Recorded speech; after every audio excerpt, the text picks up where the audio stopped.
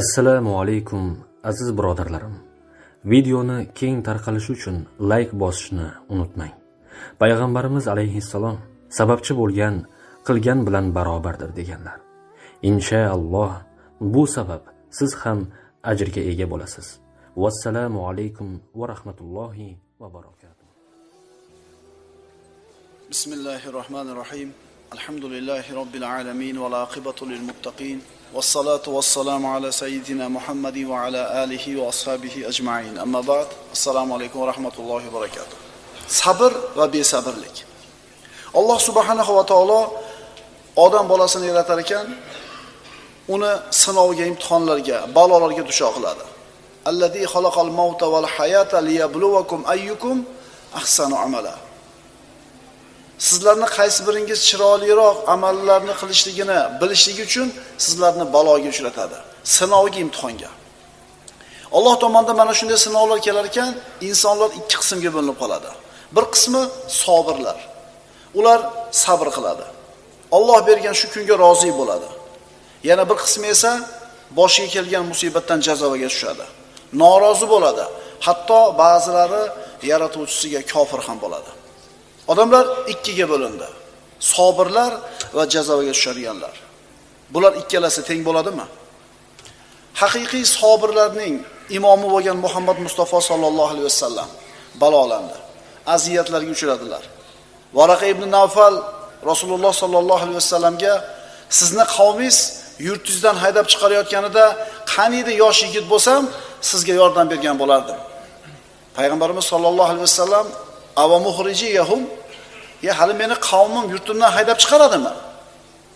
Varaqa ibn Nawfal payg'ambarimizga birinchi kundan ta'lim beryaptiki, siz olib kelgan narsani kim olib kelgan bo'lsa, albatta aziyatlarga uchragan, unga nisbatan dushmanlik qilingan dedi. Rasululloh sallallohu alayhi vasallam aziyatlarni har turlisiga uchradi. U zot sallallohu alayhi vasallam Makka da turar ekan, so'kishdi, urishdi, yuziga tupurishdi, ustiga ichak-chavolarni, hayvonlarning ichak-chavolarini tashlab qo'yishdi, toshlar bilan qo'lashdi, yolg'onchilikda ayblashdi, hatto qatl qilishlikkacha qasd qilishdi. Alloh taolo payg'ambarimiz sallallohu alayhi vasallamga mana shunday bir qiyin, mashaqqatli kunlarida vahiy qildi. Astagfiru billah, wasbir wa ma sabruka illa billah va la tahzan alayhim va la taku fi ziqin mimma yamkurun. Ey Muhammad alayhisalom, ustingizga kelayotgan narsalarga sabr toqat qiling. Yolg'iz Alloh yordami bilangina sabr qilishga qodir bo'lursiz. Biz sabr bo'lishimiz uchun, ustimizga kelayotgan yengil og'ir kunlarga sabr qilishimiz uchun Allohning yordami kerak. Agar Alloh quvvat bermasa, hargiz sabr qila olmaymiz. Ularning ustida mahzun bo'lmang. Ularning makr hilalaridan siqilmang ham. Payg'ambarimiz sallallohu alayhi vasallamning ustiga birodarlar, inson bolasining ustiga qanaqa bir mashaqqat, sinovlar kelishi mumkin bo'lsa, hammasi keldi. Rasululloh sallallohu alayhi vasallamning hamma bolalari, Fatima onamizdan tashqari, Rasulullohning o'zidan avval vafot etdi. Rasululloh sallallohu alayhi vasallamning 3 o'g'il, 4 qizi bo'lsa, mana shu 7 ta farzandidan 6 tasini Rasululloh ko'mdi.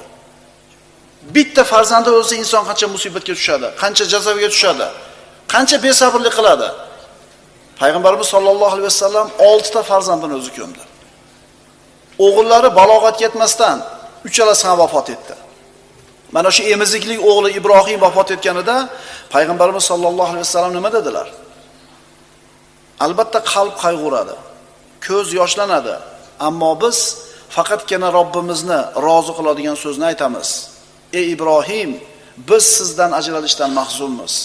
Inna lillahi va inna ilayhi roji'un. Payg'ambarimiz sallallohu alayhi vasallamning zamonlarida bir ayolning farzandi vafot etdi. Bitta farzandi vafot etdi. Haligi ayol farzandini qabrining ustida turib qattiq yig'lar edi. Nabiy sallallohu alayhi vasallam uni oldidan o'tib qolib, "Ey Allohning bandasi, Allohdan taqvo qiling, sabr qiling" dedilar. Ayol kishi nima dedi? Rasulullohga nima deb javob berdi? Musibatning qattiqligidan nima deyotganini bilmasdan, "Meni tinch qo'ying, nari turing" dedi. Rasululloh sallallohu alayhi vasallamga. Rasululloh indamasdan ketdilar. Rasululloh o'tib ketganlaridan keyin odamlar, "Ey falonchi, Senga voy bo'lsin. Rasulullohga nima deding hozir? Hali ayol o'ziga kelib, Rasululloh sallallohu alayhi vasallamning huzuriga kelib uzr so'radi. Rasululloh sallallohu alayhi vasallam aytdilar: "Innamas sabru inda sadmatil ula." Sabr musibatni birinchi zarbasi yetgan paytdagisi sabr dedilar. Otangiz o'lganda, bolangiz o'lganda, molingizdan ajraganingizda birinchi marta xabari kelganda, shu paytda inna lillahi va inna ilayhi rojiun deya olasiz, demak sabr qildingiz. Ha 1 yildan keyin, 6 oydan keyin o'z-o'zidan nima olasiz? Ko'nikib qolasiz bu narsaga. Innamas sabru inda sadmatil ula. Sabr haqiqiy sabr.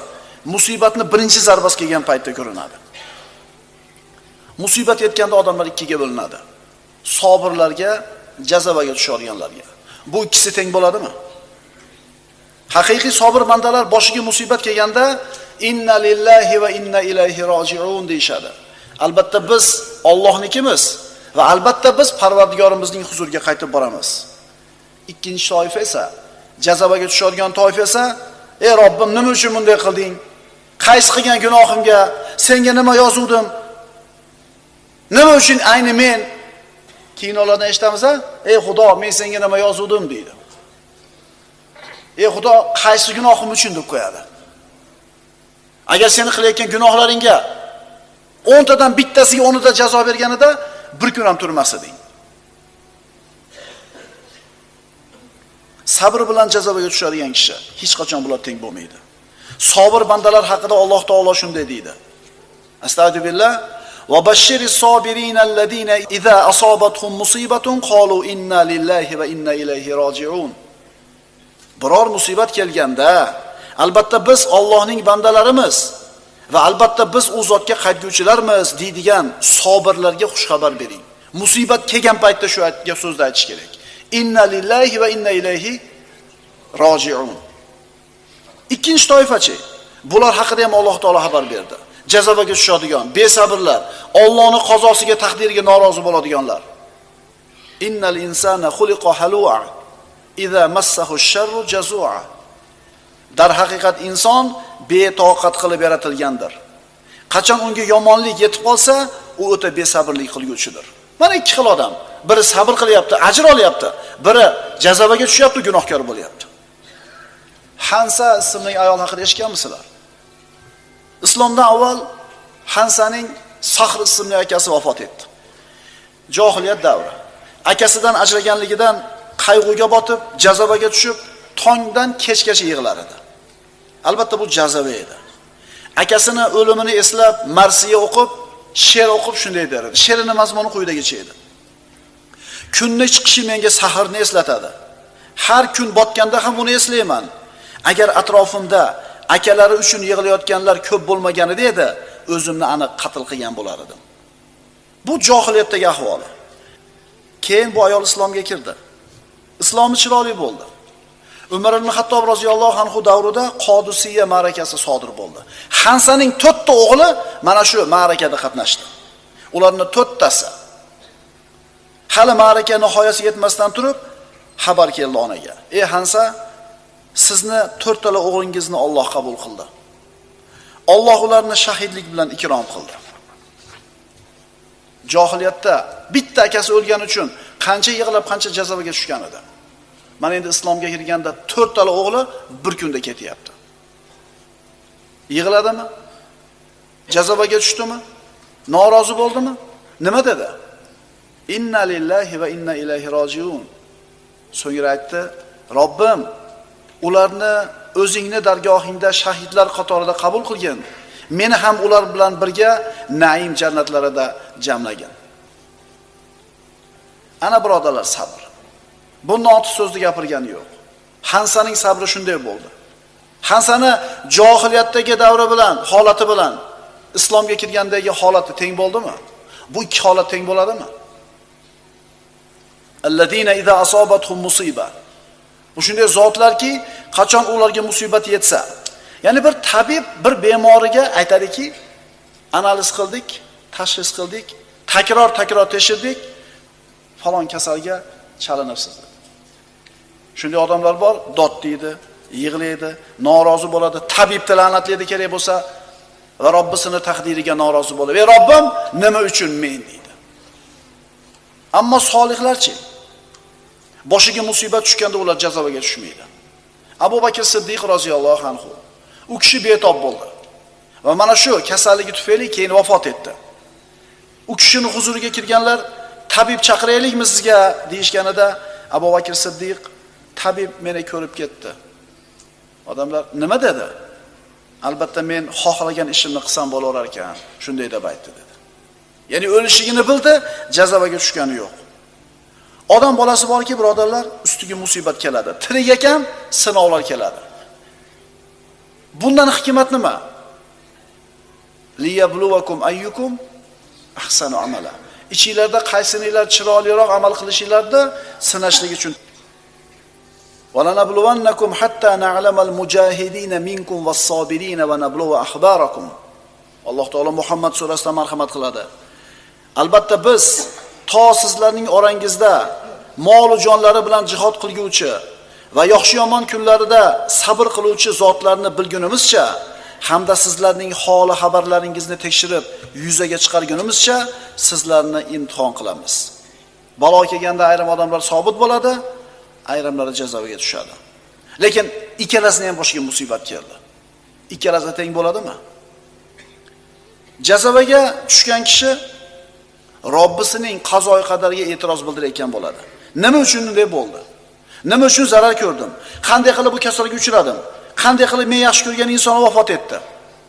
Norozi bo'ladi Allohning qazosiga. Umar ibn Xattob aytardi roziyallohu anhu, eng yaxshi hayotimiz sabr bilan bo'lishligini ko'rdik. Eng yaxshi hayotimiz sabr bilan bo'lishini ko'rdik. Kishi besabr bo'lar ekan, uni hayoti hech qachon yaxshi bo'lmaydi. Jannatiylar jannatga kirganlarida ularni nima sabab bilan jannatga kirganligini Alloh taolo bayon qilib beryapti. Astagfirullah va jazahum bima sabaru jannatan va harira. Ularni sabr qanoatlari sababli jannat va jannatda egnilarida bo'ladigan ipak liboslar bilan mukofotladi. Nima sababdan kiribdi jannatga ular? Sabr tufayli. Qaysi sabr tufayli? Musibat kelganda, ko'yniga yoqmaydigan ish sodir bo'lganda, inna lillahi va inna ilayhi rojiun deb boshqa gap gapirmaydiganlar. Solih kishilardan biri aytadi, ikkala ko'zi ko'r bo'lgan bir shol odamning oldidan o'tib qoldim. Harakatdan to'xtagan, ko'zi ko'rmaydi. To'shagida yotib olib, haligi shol ikki ko'zi ko'r kishi aytayapti. Yaratgan ko'p bandalaridan meni afzal qilib qo'ygan Allohga hamdlar bo'lsin. Allohga hamdlar bo'lsin. Haligi solih kishi, "Ey falonchi, seni nima bilan afzal qildi? Axir shol bo'lsang, ikkala ko'zing ko'r bo'lsa, yana kambag'al faqir ekansan ham." U kishi aytdi, "Axir qalbim mo'min, tilim zokir emasmi? Qancha ko'zi ochiq, qancha oyog'i yuradigan odamlar bor, qalbi ko'r, tillari soqov. Siz bilan bizga har qancha musibat kelmasin, birodarlar, qalbimizda iymon bormi? Tilimiz Allohning zikridami? Buni oldida hamma musibat hech narsa bo'lmay qoladi. Mo'min odam uchun. Bir arobiya ayol bir uyning oldidan o'tib qoldi. Uydagilar dod-deb yig'layotgan edi. Nima bo'lyapti bu uyda? Nima yig'layapti ular? Aytishdi, bu hovlidagi bir kishi vafot etdi.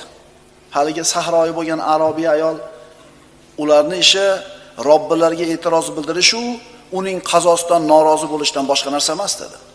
O'ldimi? O'ldi. Dod desang ham o'ldi. Inna lillahi va inna ilayhi rojiun desang ham o'ldi. Sen mana shu musibatda sabrga ega bo'lsang ham, savobga ega bo'lsang ham o'ldi, jazoga tushib gunohkor bo'lsang ham o'ldi. Birodarlar, yig'lash mumkin. Ko'zning yoshlanishi, qalbning ezilishi insonning tabiatida bor narsa. Lekin nima mumkin emas? Dod solib yig'lashlik, kiyimlarni yirtishlik, yuzlarni tirnashlik, boshiga tuproq sochib, sochini yulishlik.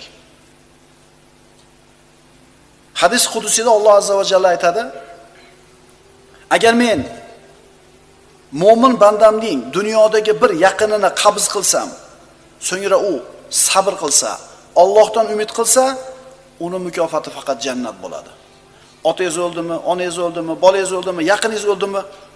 Inna lillahi va inna ilayhi rojiun deb Allohdan sabr umid qiling, Allohdan savob umid qiling. Sizning mukofotingiz faqat jannat bo'lishini Alloh taolo o'zi xabarini beryapti.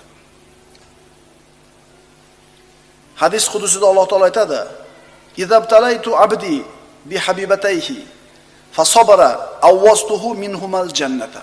Agar bir bandamni ikkala ko'zida imtihonga uchratsam, ya'ni ikkala ko'zini olib qo'ysam, balolasam, ikkala ko'zini ko'r qilib qo'ysam, bas sabr qilsa, bu ikkala ko'zini evaziga men jannatni beraman.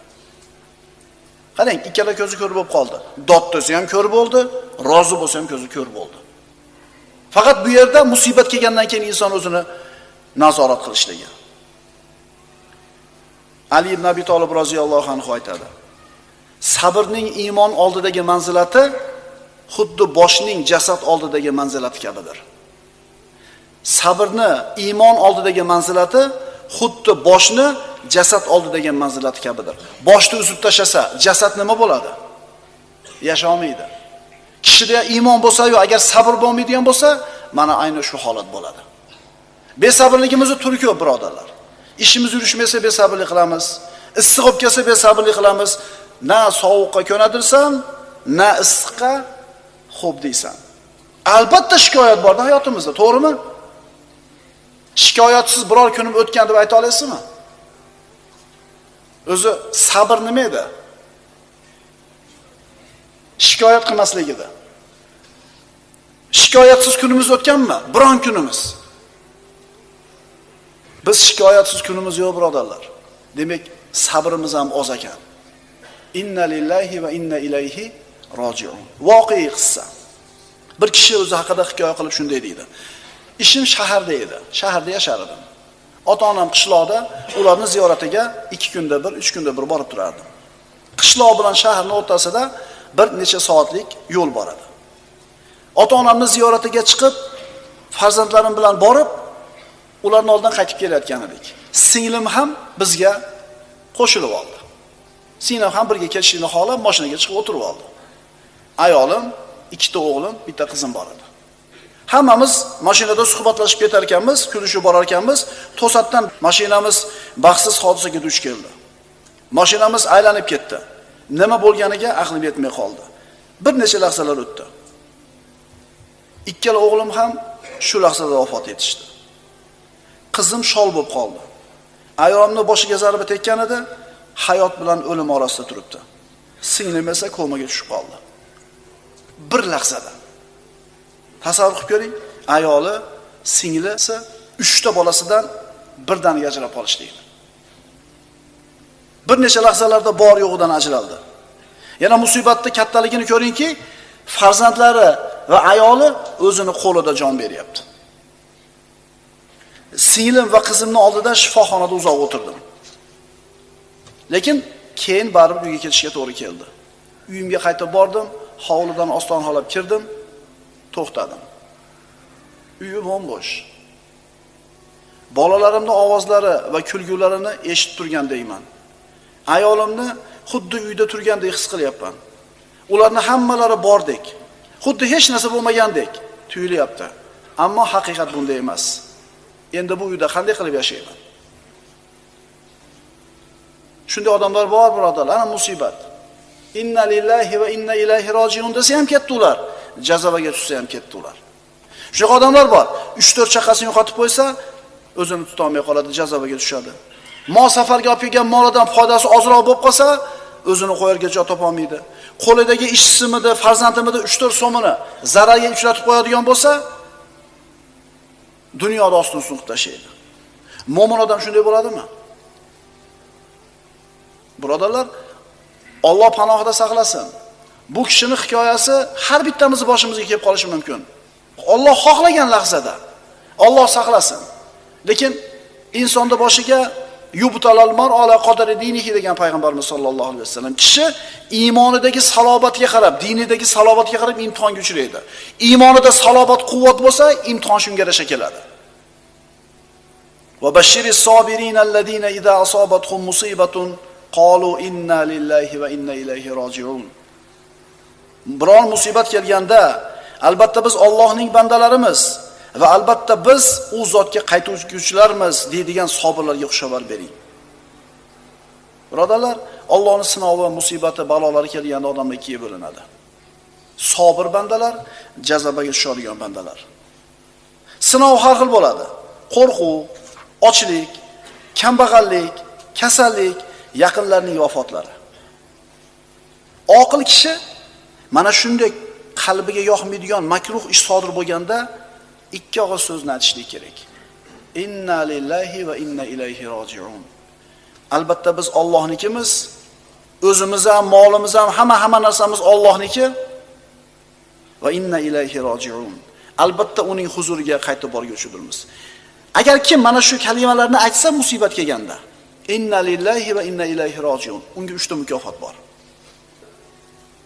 Ulaika alayhim salavatun min robbihim va rahma va ulaika humul muhtadun. Ana o'shalarga Parvardigorlari tomonidan salovat, mag'firat va rahmat bordir. Ana o'shalar haq yo'lni topguchidirlar. Musibat kelganda inna lillahi va inna ilayhi roji'un deganlarga birinchisi Robbilari tomonidan salovat bor. Ikkinchisi Robbisi tomonidan rahmat va'da qilinyapti. Uchinchidan hidoyat topganligi aniq bo'lyapti. Alloh subhanahu va taolo doim o'zini qazo qadariga rozi bo'ladigan, qalbiga yoqmaydigan makruh sodir bo'lganda inna lillahi va inna ilayhi. Baxt va baxtsizlik. Baxt nima o'zi? Baxtni kimdir sog'ligida deb biladi, kimdir yoshligida deb biladi, kimdir yana bir mansabda deb biladi. Baxt nima o'zi? Kishini qalbini xotirjamligi, kunidan rozi bo'lishlik, qalbning oromi. Kishini qalbi orom bilan turganligi, g'am tashvishli yo'qligi, kuniga xotirjamligi, kuniga roziligi bu baxt. Odam bolasi borki, birodarlar, baxt islaydi. Shaqovatdan, badbaxtlikdan qochadi. Endi ulardan qanchasi savobni topadi, bu insonlardan qanchasi topmaydi, Alloh biladi.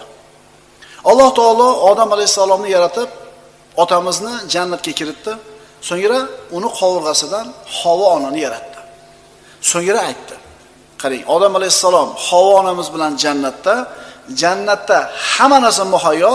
Alloh taolo aytdi: Astagfirullah, faqulna ya Adamu inna hada aduwwun laka va li zawjik fala yukhrijannakuma minal jannati fatashqa. Bas biz aytdik, ey odam, albatta bu, ya'ni iblis, senga ham, seni xotiningga ham dushmandir. Bas u ikkovingizni jannatdan chiqarib baxtsiz bo'lib qolmagan. Fatashqa. Jannatdan chiqib kelsang baxtsiz bo'lib qolasan. Jannatda turishlik baxt ekan, chiqishlik badbaxtlik ekan. Jannatdan chiqib badbaxt bo'lib qolishiga kim sabab bo'lar ekan? Shayton, iblis. Saodatni hammasi birodarlar jannatda. Shaqovatni, baxtsizlikni hammasi jahannamda. Odam alayhisalom, Havo onamiz ikkalasi bo'lib man qilingan mevani yeb qo'yganlardan keyin jannatdan chiqarildilar. Hamda Alloh taolo Odam alayhisalomni yerga tushirib yana vahiy qildi. Astagfirullah, faman ittaba hudaya fala yadhillu va la yashqa. Bas sizlarga men tarafdan hidoyat kelganida kim mening hidoyatimga ergashsa, yo'ldan ozmas va baxtsiz bo'lmas. Alloh tomonidan kelgan hidoyatga ergashgan odam yo'ldan ozmaydi, baxtsiz bo'lmaydi. Shaqovatdan uzoq bo'lishni istaymizmi? Alloh taoloning hidoyatiga yuraylik. Va man a'rada an zikri fa inna lahu ma'ishatan danka. Endi buni muqobilida bir toifa insonlar bor, Allohning zikridan yuz o'girgan, Allohning hidoyatidan yuz o'girgan. Alloh taolo aytadi: kim mening eslatmamdan yuz o'girsa, bas albatta uning uchun tang baxtsiz hayot bo'lur. Mana kishi dunyoda baxt islar ekanmi? Hidoyatda yursa baxtli bo'ladi deyapti Alloh taolo. Hidoyatdan yuz o'girsa, Robbisining zikridan yuz o'girsa, badbaxt bo'lyapti. Saodat, baxt, saodat deb gapirilganda pul aytilinyaptimi? Millat, qaysi millat vakili bo'lishi aytilyaptimi? Qaysi zamonda, qaysi yurtda yashashligi aytilyaptimi? Peshonasi ochiq odamlarda, o'sha Yevropada yashayotganlarchi. Baxtli odamlarda nimaga? Benzin narxi ham oshmaydi. Magazinlar to'ldirib produktda, zo'rda, baxtli odamlarda baxt degan tushuncha hidoyat ekan, birodarlar. Baxtsizlik, shaqovat degani hidoyatsizlik, zalolat ekan. Hozirgi kunda odamlarda juda ko'pchiligi hidoyatdan uzoq, shuni o'zidan, ya'ni binobarin badbaxt shaqovat ichida. Qancha odamlar Robbisiga yaqin bo'lib, saodatini topyapti.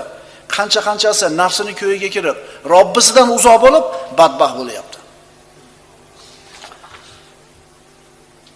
Vallohi bir kishini millionlagan puli bo'lsin, hashamatli uylari bo'lsin, eng yangi qimmat mashinalarda minsin, ammo Robbisidan uzoq bo'ladigan bo'lsa, bu insonni baxtli deya olmaymiz. Chunki bu inson Robbisidan uzoq bo'ldimi? Robbisini qulchiligidan bosh tortdimi? Demak, nafsiga qul bo'ldi.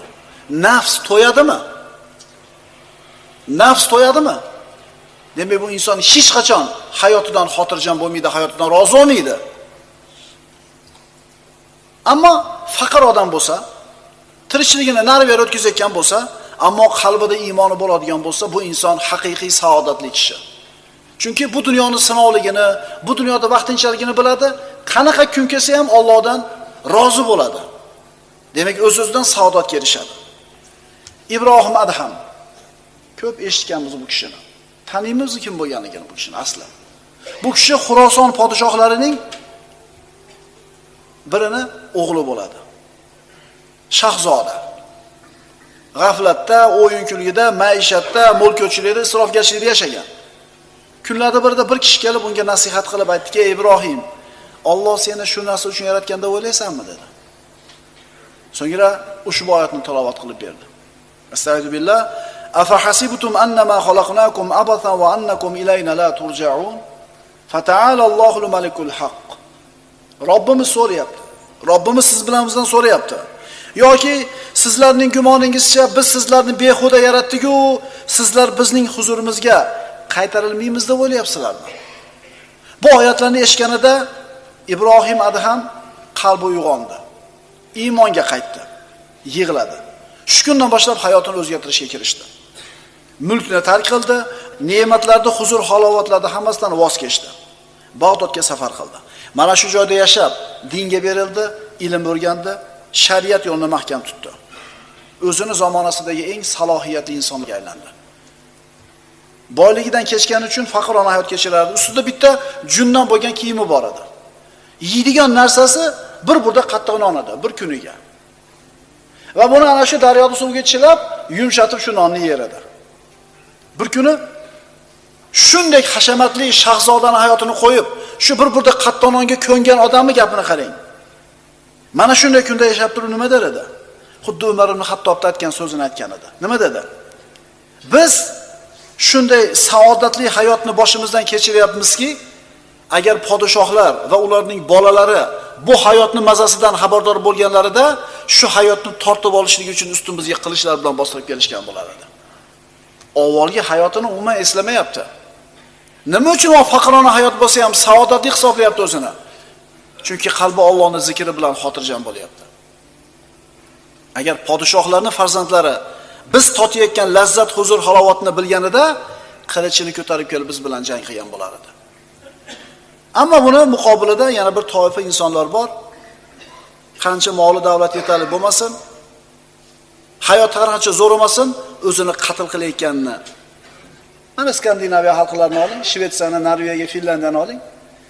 O'zi Yevropa boy mamlakatlar majmuasi. Endi Yevropaning ichida mana shu Skandinaviya o'lkalari eng boylari. Eng o'zini joniga qasd qilganlarning ko'pi ham aynan shu mana shu Shvetsiyada. Skandinaviya o'lkalarida. Bironta bir musulmon deyishganmisiz? 5 vaqt namozda, Qur'on tilovatida, nafl namozlarni o'qiydi, doim Qur'on tilovatida es-hushi joyida bo'lib turib, o'zini o'zi osib qo'yganini ko'rganmisiz? U hayotda qanaqa bo'lishidan qat'iy nazar o'ylab ham qo'ymaydi o'zini osishlikda. Nimaga? Iymoni borligini eslaydi-da, dunyodagi eng boy, eng saodatli odam ekanligini his qiladi. Bu ikkisi teng bo'ladimi? Hargiz teng bo'lmaydi. Ertalabdan kechgacha ishlaydi, kunlik tirikchiligini zo'r o'tkazadi, ammo hayotidan rozi, umri saodatli. Nima uchun? Allohni taniydi, namoz o'qiydi, Robbisini zikrida, kuniga rozi, xotirjam uxlaydi. Tirik ekanmizmi? Rizqimiz Allohning qo'lida.